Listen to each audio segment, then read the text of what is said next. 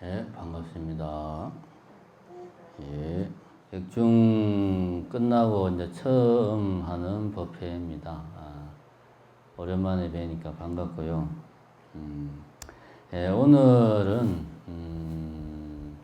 제가 이제 본문을 뭘 할까 쭉 예전에 한 것들을 유튜브로 쭉 뭘 했는가 보니까 제가 이제 계율 중에서 불살생은 했는데 그 뒤에 나머지 4개는 안 했더라고요, 보니까. 그래서 이번에 불투도 5개 중에서 불투도에 대해서 좀 이야기를 해보자, 이렇게 생각을 하고 오늘 본문을 좀 준비를 했습니다. 그래서 우선은 이 개와 율이 이제 뭔지, 어떤 건지, 어떻게 다른지 그 이야기를 잠깐 하고, 그 다음에 이제 불투도, 개, 두 번째, 5개 중에서 두 번째 불투도에 대해서 이렇게 길게 이야기할 건 없는데 간단하게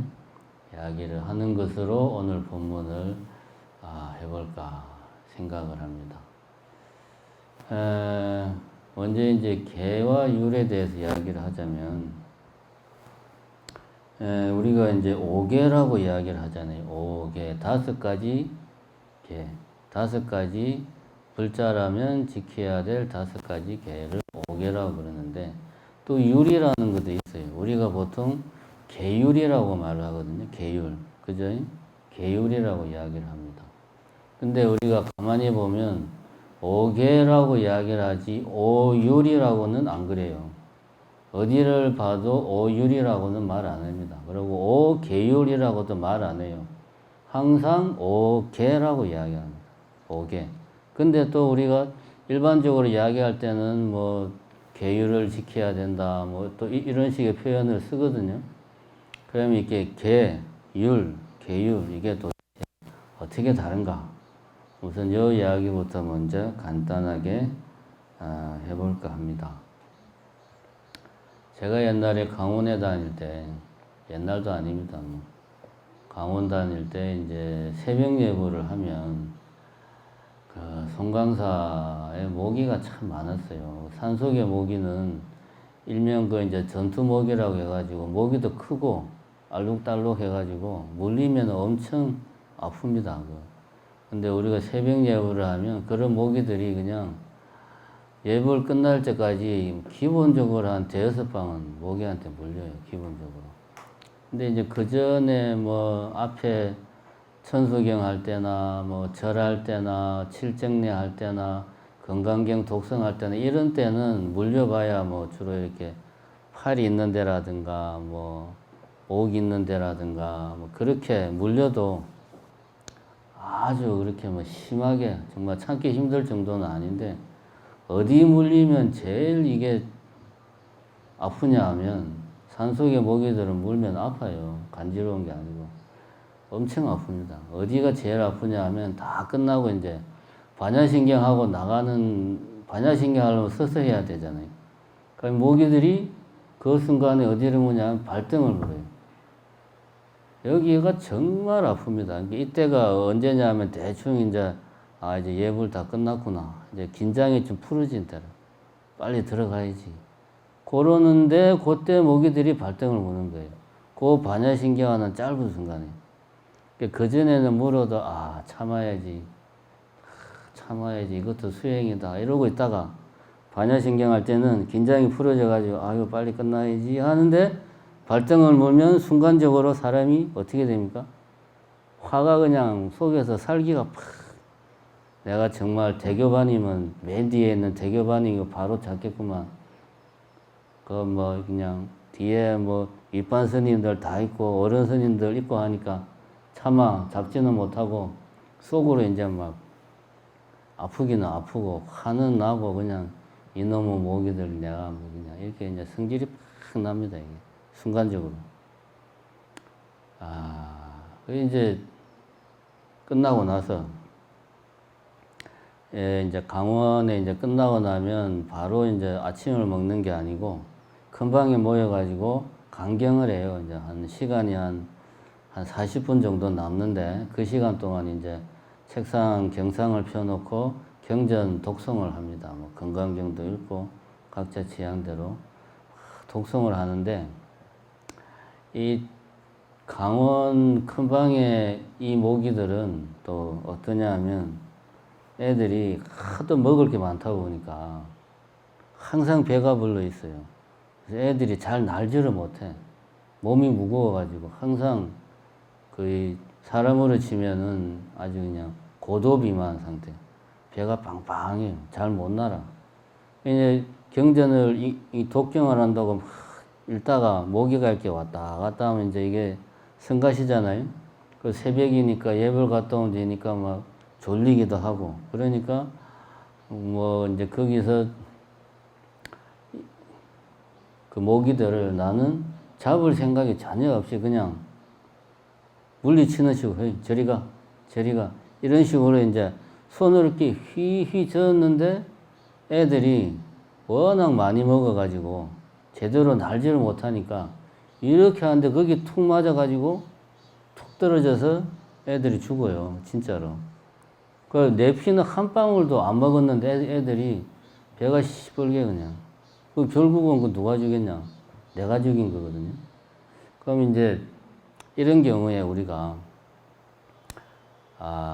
첫 번째 내가 모기한테 물려서 순간적으로 어떤 살의를 느꼈다. 내 마음속에서 저 모기를 죽이고 싶다. 이런 마음이 생겼다. 그럼 이거는 계를 어긴 거냐 아니냐? 어떻게 생각하십니까? 이거는 계를 어긴 건가요? 계를 어기지 않은 건가요? 이야기해 보세요. 응? 어긴 거예요? 그렇지. 마음을 먹었으니까 그렇지. 어긴 거죠. 비록 내가 죽이진 않았지만 내 마음으로 살심을 했으니까 어긴 거지. 그러면은 내가 이제 큰 방에 들어와서 나는 전혀 죽일 생각이 없었는데 지가 그냥 툭 맞아가지고 떨어져서 죽었어. 그럼 이거는 내가 걔를 어긴 겁니까? 어기지 않은 겁니까? 어긴 거지, 그도. 어쨌든 내가 죽였잖아요. 그죠? 그 오계 불상생에 그렇게 나와요. 내가 직접 죽이거나 뭐 남으로 하여금 죽이게 하거나 죽는 걸 보거나 뭐 이런 등등등이 다 살생에 해당된다고 이렇게 이야기가 나옵니다. 어쨌든 내가 죽였으니까 이것도 계를 어긴 거예요. 이 계라고 하는 것은 내가 마음속으로 이제 불살생 같은 경우에 마음속으로 내가 어떤 살의를 느껴도 이거는 왜 이것이 계를 어기는 거냐 하면 계는 내 자신과의 약속이에요. 이거는 나는 살생을 하지 않겠다라고 하는 내 자신과의 약속이 계입니다. 달리 말하면 일종의 도덕, 윤리, 나의 윤리 규범 이게 이제 일반적으로 말하면 나의 윤리, 도덕 이런 것이 계에 해당하는 거예요. 이런 것들이. 윤리라고 하는 것은 뭐냐? 윤리라고 하는 것은 예를 들어서 송강사 스님들이 다 모여가지고 규칙을 정했어요. 송강사 스님으로 있는 동안 모기를 잡으면 그날 저녁에 지장전에서 1시간 동안 참회를 해야 된다라는 규칙을 만들었다고 칩시다. 모기를 죽이는 살생을 범하면 지장전에서 참회를 해야 된다라는 처벌 조항을 만들었다고 치자. 이랬을 때 내가 모기를 어쨌거나 잡았어요. 그러면은 나는 그 송강사 자체적으로 정한 규칙을 어겼기 때문에 그날 저녁에 남들 잘 때 나는 못 자고 지장전 가서 쇠가 빠지게 절을 해야 되는 겁니다. 벌 받는 거죠. 이 경우에 내 자신과의 약속이 계라고 하면 율은 하나의 강제 조항입니다. 일종의 법령. 자, 우리가 그 도스토옙스키의 유명한 소설이 있죠. 뭡니까? 죄와 벌이라는 소설이 있잖아요. 죄라고 하는 것은 다른 게 아닙니다. 뭐 사람을 죽였다, 강간을 했다. 이게 이제 죄를 지은 거죠. 이 죄를 지었을 때 거기에 따른 처벌 조항이 뭡니까? 벌이지.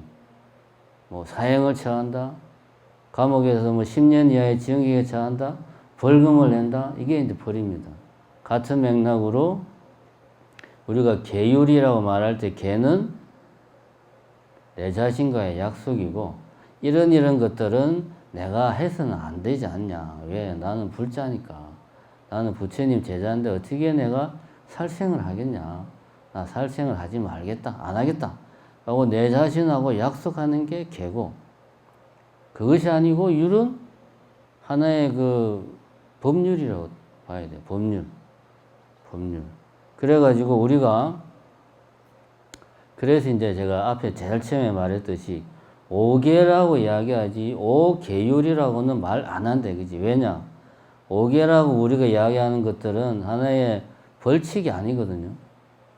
네가 이 길을 자발적으로 불자라면 지키도록 노력을 해라 하는 거지 어길 경우에 벌을 내리는 게 아니에요. 벌 조항도 없습니다. 대신에 스님들이 이제 출가를 하면 스님들이 지켜야 되는 그 계율이 쭉 나와 있는 책을 율장이라고 그래요. 율장. 이거를 계율장이라고 안 그래요. 또 계장이라고도 안 그래요. 좀 말이 좀 이상한데 율장이라고 그래요. 왜냐하면 율장에 나와 있는 것은 이러이러한 것들에 이러이러한 잘못을 하면은 이러이러한 처벌을 받는 이 내용들이 나와 있는 거예요. 예를 들면 우리가 뭐 여기가 경찰 조직이다. 그러면 사회법상으로는 문제가 없지만 경찰 조직 안에 어떤 그 뭐 규정이 있을 거 아닙니까? 그 규정에 따라서 심하면은 이제 뭐 심한 경우에는 이제 나가는 거죠. 경찰 더 이상 못하게 옷을 벗게. 그거보다 좀 덜 심한 경우에는 뭐 정직 처분을 내릴 수 있겠죠. 뭐 1개월간 뭐 정직시킨다든가. 그거보다 좀 덜한 경우에는 뭐 감봉 조치를 취한다든가. 그거보다 좀 덜한 잘못을 범하면은 심할서를 쓴다든가. 그죠? 이 뭐 직장생활 해보신 분들은 알 겁니다. 그거보다 더 경미한 잘못을 한 경우에는 뭐 경고 조치를 내린다든가. 이런 이제 처벌의 그 형식들이 있습니다. 똑같이 이제 스님들이 출가해서 성단을 이루고 공동생활, 공동체를 이루면서 살아가는 성단을 이루면서 살아가는데 거기에서 공동생활하면서 공동체를 유지하기 위해서는 지켜야 되는 그런 조항들이 있죠. 그래서 가장 심한 건 똑같습니다. 나가는 거죠. 내부는 산문출송. 가장 심한 죄를 범했을 때. 그 다음에는 이제 뭐 정직 비슷하게. 그 다음에는 이제 뭐 예를 들면 참여하는 식으로. 이게 따지고 보면 비슷해요. 이게 이제 율입니다. 정리하자면 계라고 하는 것은 내 자신과의 약속. 우리가 일반 사회적인 표현을 쓴다면 도덕, 윤리 이런 거. 율은 법령, 법칙. 어기면 이러이러한 벌을 받는다 하는 조항들이 명시되어 있는 게 율. 그래서 율은 강제 조항이죠. 내가 계율을 어기면 거기에 해당하는 벌을 받아야 돼요. 근데 계를 어기면 벌은 안 받지만 내한테 뭐가 생깁니까? 내 안에 죄책감이 생기죠. 죄를 범했다고 하는 죄책감, 죄의식이 생기고 그 죄의식 때문에 우리가 뭘 합니까? 참회를 하죠. 내가 잘못했구나. 다음부터는 모기를 잡으면 안 되겠구나. 참회를 하는 거죠. 이것이 계와 율의 차이다. 그럼 내가 이 이야기를 왜 하느냐? 우리는 이 계와 율의 차이를 정확하게 알고 불자로서 살아가야 되는데 이거를 혼동하거나 동일시하는 경우가 있습니다. 예를 들면 어떤 사람이 어떤 신도님이 내가 지금 법문을 하고 있는데 모기를 잡았어. 그래서 내가 화가 나가지고 아니 불자가 살생하면 되는 거야? 당신 오늘 법회 끝나고 108배 하시오. 이러면 이건 뭡니까? 이거는 그 신도님은 계를 어긴 건 사실이죠. 살생을 했으니까. 근데 유를 범한 건 아니거든. 근데 나는 그 불자에게 당신은 계를 어겼으나 그 잘못이 크니까 벌을 받아야 된다라고 내 마음대로 막 계와 유를 동일시하는 거예요. 이렇게 하면은 안 되는 거죠. 만약에 우리 정심사에 그런 규정이 있다고 치자. 불자가 법회 보는 동안 모기를 잡으면 한 달 동안 법회 출입을 금한다. 뭐 이런 우리가 규칙을 만들었다고 치면 그거는 이제 그 신도님은 계유를 어긴 거죠. 근데 만약에 내가 그런 규칙이 없는데 당신 살생했으니까 참여하시오. 이렇게 하면 이제 이거는 계유로 동일시하는 거예요. 반대로 내 자신에 대해서 말이에요. 내 자신에 대해서 내가 모기를 참 잡다니 내가 살생을 범했고 큰일이다. 내가 계를 어겼네. 내 같은 놈은 불자도 아니야. 내 같은 놈은 고생을 해야 돼. 그러니까 자기가 그냥 누가 시킨 것도 아닌데 밤새도록 참여한다고 막 3000배 절을 하고 실제로 그런 사람이 있을지 모르겠지만 이게 이제 자기 자신이 계를 어긴 것에 대해서 마치 큰 죄를 범해가지고 내가 벌을 받아야 되는 것처럼 자기 스스로를 그렇게 어떤 학대를 하는 것도 이것도 어떻게 보면 계와 유를 우리가 올바르게 구별하지 못하는 데서 나오는 거다. 그래서 우리 불자들은 계와 유를 정확하게 알고 올바르게 이해를 하자. 정리하자면 계는 자신과의 약속이다. 율은 하나의 법령, 어떤 법칙, 규칙이다.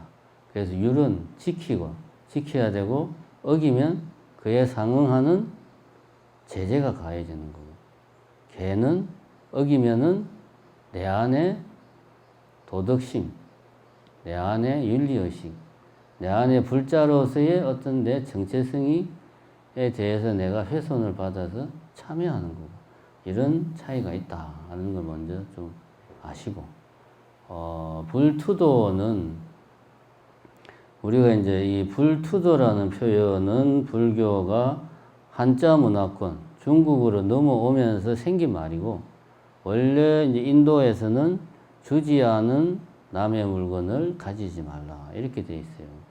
불투도를 그대로 우리말로 번역하면 도둑질 하지 말라 이런 말인데 원래 오계의 내용은 주지 않은 남의 것을 가지지 말라 이겁니다. 그럼 이게 어떤 차이가 있느냐? 주지 않은 남의 것을 가지지 말라고 하면은 그 뒤에 이어서 나오는 말들이 이런 겁니다. 내가 직접 남의 것을 빼앗거나 훔치거나 줍거나 이렇게 하지 말라. 남을 시켜서 빼앗거나 훔치거나 줍거나 이렇게 하지 말라. 그 다음에 내가 아니고 남이 물건을 훔치고 빼앗고 줍거나 하는 것을 보고 즐거워하지 마라. 이렇게 이제 그 두 번째 불투도의 내용을 부연 설명을 하고 있어요. 이 말은 도둑질 하지 말라는 것보다 훨씬 더 범위가 넓습니다. 그러면 이 두 번째 계에는 속할 수 있는 게 예를 들면 과대 포장하는 거. 물건을 그러니까 100g인데 사실은 50g만 넣고 100g인 것처럼 포장을 해서 물건을 판다.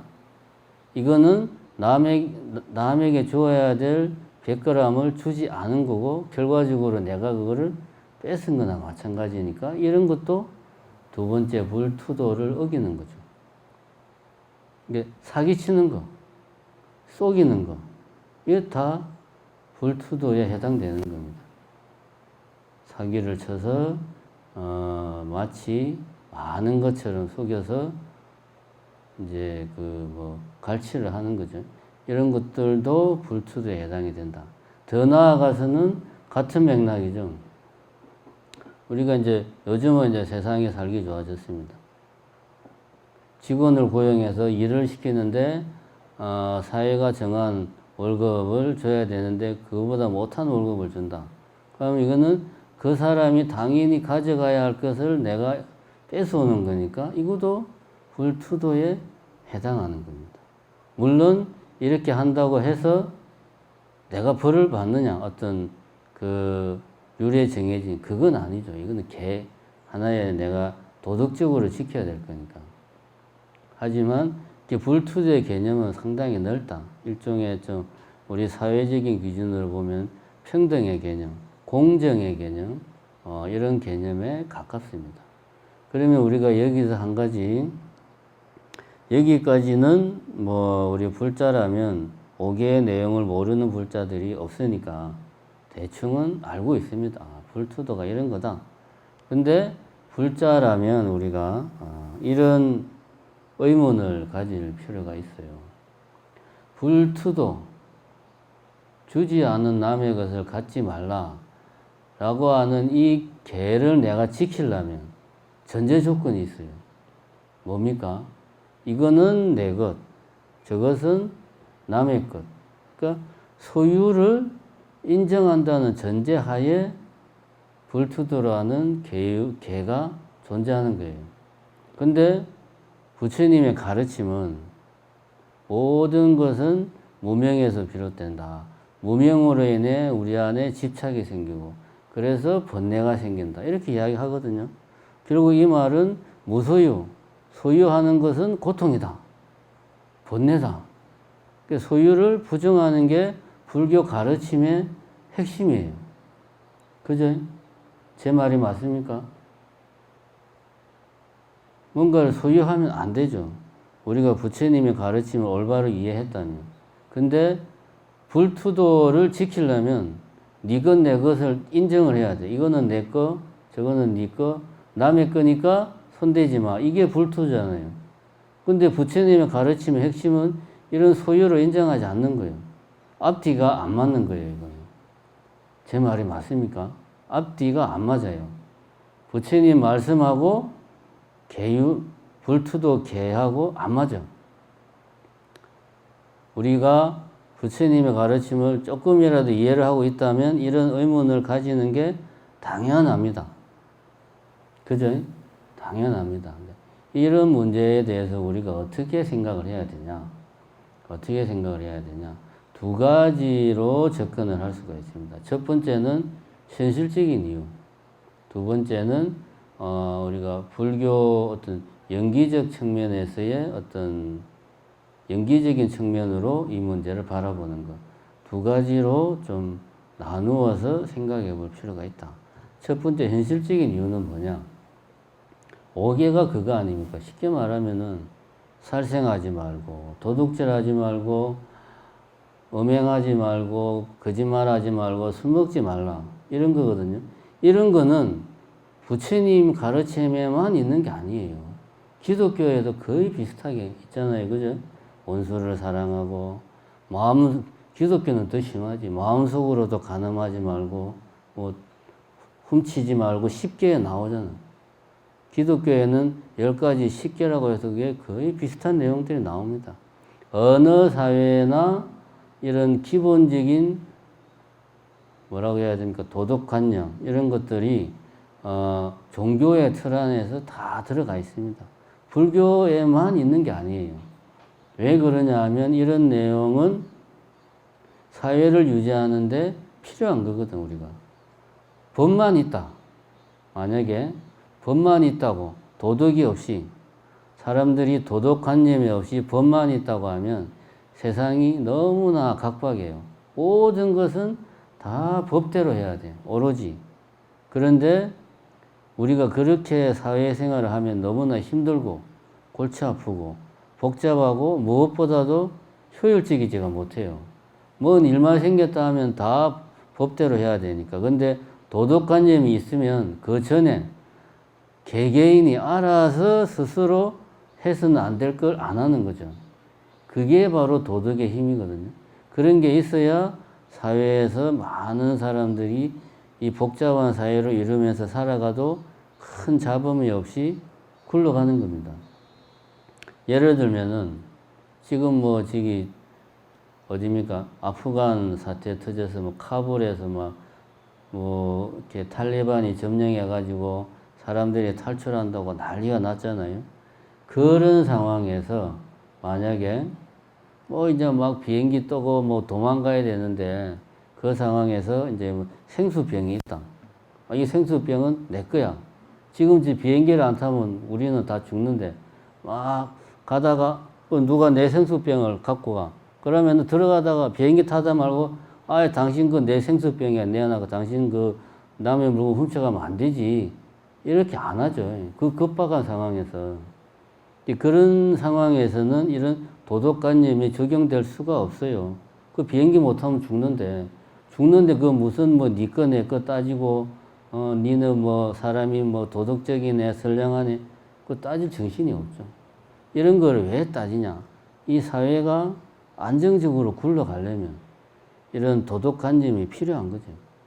그래서 어느 사회 할 것 없이 어느 종교 할 것 없이 그러한 기본적인 도덕관념을 항상 제공을 하고 있습니다. 불교도 예외는 아닙니다. 당연히 불교에서도 그런 기본적인 도덕관념들을 지킬 것을 강조를 하고 있죠. 부처님께서.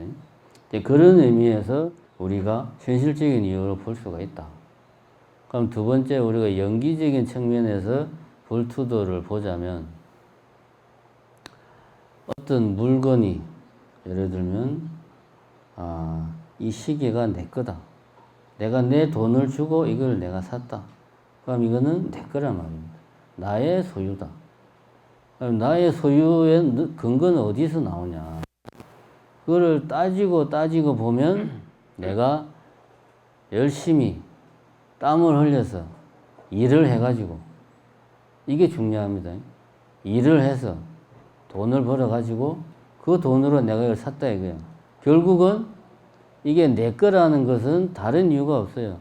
나의 어떤 노력, 나의 노동이 그 안에 들어가 있으니까 그게 내 거인 것이지 소유라고 하는 것은 눈에 보이는 게 아니에요. 이게 내 거다라고 내가 백날 이야기해봐. 이게 눈에 내 거라는 표시가 있습니까? 없잖아요. 그죠?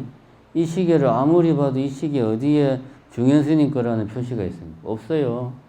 다른 사람이 와서 내 거라고 주장해도 할 말이 없어요. 내 거다, 소유라고 하는 것은 단지 생각에 불과한 거예요.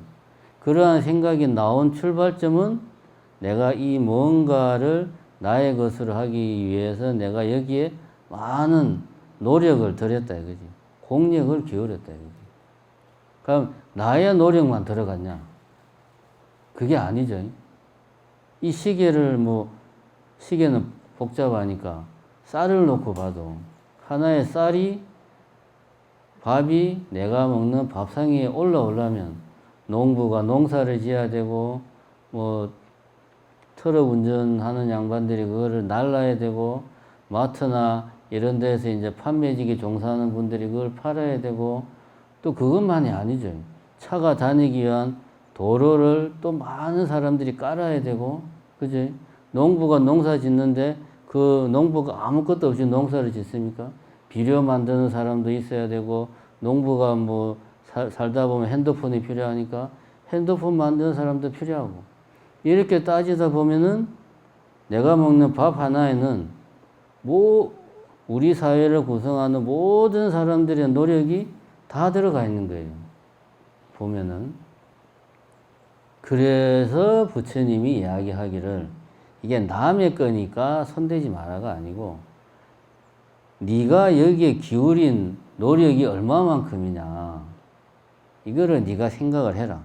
네가 여기에 기울인 노력이 거의 없는데 그거를 네가 가져가거나 뺏어가거나 훔치거나 해서는 여기에 많은 노력을 기울이고 노동을 하고 공력을 기울인 그 사람들의 그 공을 네가 부정하는 거라는 거지. 그거를. 그런 의미에서 우리는 불투도계를 봐야 된다. 쉽게 예를 들면 그런 거죠. 애가 어릴 때는 학교 갔다 오면 제일 먼저 뭐라 그럽니까? 집에 들어오면서 엄마 밥 그러면은 엄마가 바로 밥을 딱 내주죠. 아이 때는 밥 말하면은 바로 밥이 나와. 근데 내가 어른이 되면 어떻게 해야 됩니까? 밥을 먹으려면 열심히 노동을 해야 되잖아요. 그지? 돈을 벌어야 되잖아요. 그러니까 이 밥 한 끼의 소중함을 이 한 끼를 내가 먹기 위해서는 내가 어떻게 해야 되는지를 아니까 이게 소중한데 아이들은 그런 걸 모르니까 그냥 말만 하면 돼. 엄마 밥? 그러면 탁 나와. 그러니까 우리가 연기를 모를 때는 연기의 사상을 모를 때는 마치 아이와 같습니다. 아 이거는 남의 거니까 손대면 안 되는구나. 이렇게 생각하고 이거를 남의 것을 내가 마음대로 가져가는 거는 도둑질이야. 그렇게 하면 안 돼. 이거는 아이지의 사고고 연기법을 아는 우리의 입장에서는 아, 이 물건이 만들어지기까지 숱한 사람들의 노력이 이 안에 들어가 있는데 나는 거기에 보탠 게 거의 없어. 근데 그 사람들의 노력을 내가 그냥 가져가는 것은 그 사람들의 노력, 그 땀을 내가 부정하는 거야. 그러한 노력들을 내가 존중하고 인정할 줄 알아야 되는데 그걸 내가 부정하는 거야. 이렇게 생각하는 것이 연기의 도리를 아는 불자의 생각이다. 그래서 우리는 불투도를 이런 관점에서 봐야 된다. 그래서 이제 우리가 실천적으로 보면 도둑질 하지 말라. 이렇게 주지 않은 남의 것을 가지지 말라. 이 말은 결국은 그럼 어떻게 해야 되느냐. 항상 무주상 보시하는 마음으로 살아야 된다라고 이야기를 합니다. 그 근거가 어디에 있느냐. 다른 게 아니죠. 아까도 말했듯이 모든 것은 숱하게 많은 사람들의 노력과 땀이 거기에 들어가서 내 앞에까지 왔으니까 나도 나의 노력이 언젠가는 어떤 형태로든 누군가에게 제공이 되는 거예요. 그거는 당연한 겁니다. 이런 연기의 이치를 알고 있다면 자연스럽게 이거는 뭐 내 거, 네 거 따지기 전에 필요한 것을 내가 제공해 주는 것은 뭐 자비 이런 마음까지 안 가더라도 당연한 겁니다. 왜? 우리는 서로 다 그렇게 얽히고 설켜 있으니까. 그래서 저 사람이 필요한 것을 내가 제공할 수 있으면 제공해 주는 거예요. 그걸 굳이 이건 내 건데 준다라고 하는 생각이 1차적으로 깔려 있으니까 무주상 보시를 해라 라고 이야기를 하는 거예요. 근데 이런 생각 자체가 없으면 그냥 저 사람이 필요한 걸 내가 할 수 있으면 제공하는 겁니다. 그거는 무주상 보시도 아니죠. 그거는 그냥 제공하는 거예요. 왜? 우리는 다 얽히고 설켜 있으니까. 이게 연기의 도리를 아는 사람이 하는 행동이다. 그래서 불투독에는 우리가 결국은 무주상 보시로 귀결이 된다. 이야기를 정리하자면 이 주지 않은 남의 물건을 취하지 말라라고 하는 것은 현실적으로도 그것이 우리가 사회를 이루고 사회생활하는데 필요한 하나의 도덕 규범이고 또 그 내용을 깊이 들어가면 불교의 핵심인 연기사상과 맞닿아 있다. 그래서 우리가 연기사상을 올바로 이해할 때 이 불투독에는 자연스럽게 내가 지키려고 하지 않아도 지켜지는 거다. 이렇게 우리가 이해를 하면 되겠습니다. 네, 본문은 뭐 이 정도 하고요. 몇 가지 간단하게 이야기를 좀 하자면 이제 우선 첫 번째로 우리 뭡니까 보살님들이 이제 법회나 이런 때 이제 오시는데 이제 그 봉고차를 많이 이용을 하시는데 그게 이제 봉고차 이용에 좀 다소간의 불편이 있다 이런 이야기가 좀 있어가지고 일단은 우리가 이거를 표현을 정확하게 해야 됩니다. 봉고차라고 이야기하면 안 돼요. 비록 봉고차가 맞긴 맞는데 셔틀버스, 버스는 아니지만 이게 무슨 차이가 있냐면 봉고차는 그냥 생긴 그대로 이야기하는 거고 셔틀버스 그러면 아, 저 봉고차가 뭔 일을 하느냐 그걸 이야기하는 거거든요. 저거는 셔틀버스입니다. 정심사 셔틀버스. 뭔 이야기냐 하면 누구든지 약속된 시간에 저 셔틀버스를 탈 수 있는 권리가 있어요. 그래서 지금 뭐 셔틀버스를 타면서 미안해하거나 부담을 가지거나 그럴 필요가 전혀 없습니다. 근데 이제 가끔가다 뭐 그런 일이, 그런 마음이 생기는 거는 이제 저희가 오늘 아침에 종무회의를 했는데 아마도 이제 우리가 이게 뭐 절이 커가지고 막 진짜 막 이거를 체계적으로 막 운행을 해도 사람들이 이용하는 사람들이 많으면 모르겠는데 뭐 그런 건 아니니까 어떤 때는 뭐 좀 몇 분 늦게 출발하기도 했다가 어떤 때는 좀 일찍 출발하기도 했다가 이게 이제 좀 체계적으로 운영하는 것을 좀 소홀히 하다 보니까 이 또 이용하는 입장에서는 본의 아니게 또 눈치가 보이기도 하고 그랬던 것 같습니다. 그래서 저희가 이제 가능한 빠른 시일 안에 우선 첫 번째는 저 밑에 차단기 있는 쪽이나 여기 정심사 여기 저 사천항문 그 뒤쪽 그리고 조감도 있는 거기에 승강장 표시를 만들 겁니다. 마치 그 버스 정류장 표시처럼 그거를 확실하게 만들어 가지고 여기는 정심사 셔틀버스 타는 곳이다. 이거를 분명하게 누가 봐도 알 수 있게 확실하게 해줄 겁니다. 그래서 우리 신도분들이 어디서 타야 되지? 여기 있으면 봉고가 설까? 좀 가다가 탈까? 뭐 이런 불필요한 고민은 안 해도 됩니다. 오늘 당장 할 수 있는 게 아니지만 어쨌든 주문 제작을 해서 승강장 표시를 밑에하고 위에 정확하게 하겠다. 그 다음에 두 번째는 그 뭡니까? 이 운행 시간을 정확하게 엄수하도록 노력을 하겠습니다. 올라오는 차는 8시 반, 9시, 9시 반, 9시 50분 요 시간을 확실히 지키도록 하겠습니다. 그래서 그 시간에 가면 항상 셔틀버스가 있구나라는 믿음을 가질 수 있도록 저희가 노력을 하겠습니다. 그 다음에 이제 여기서 내려가는 셔틀버스는 평일날, 법회가 없는 날은